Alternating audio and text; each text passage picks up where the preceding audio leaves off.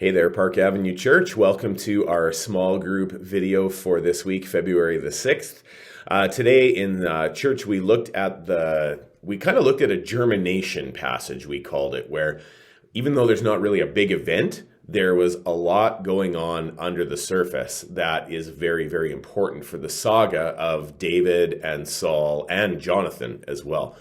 In particular, we focused a lot on David and Jonathan, and we focused on the love that Jonathan had for David, and obviously it was mutual as well. There's just so much packed into that tiny little verse and its implications that we focused a lot on that in the message, and I would like to focus you a lot on it in our small groups as well. There's lots about what we talk about when we get together as believers, like what binds us, because we saw David and Jonathan had a bond because of the Lord and because what the Lord had done in their lives. They didn't necessarily have a ton in common. They just had a lot in common with their relationship with God.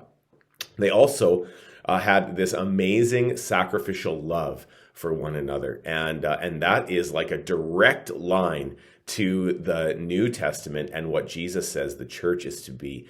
And so I'd love if you could reflect on what holds us back as believers from loving one another, seeing if we can find out what those burdens or those barriers are and how to eliminate them clearly.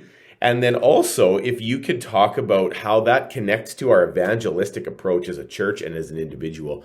I think that there is so much rooted in the love for one another that we need to spend a significant amount of time talking about that.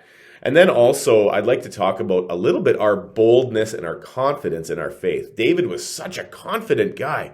He just knew what God wanted and he went for it.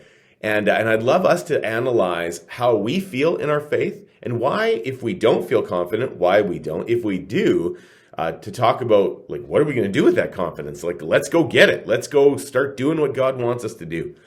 And then obviously, practically, please be thinking about how we can increase our communion with the Lord, our love for one another, and our confidence in Him. I hope you have an awesome small group time. Take care, and we'll see you next week.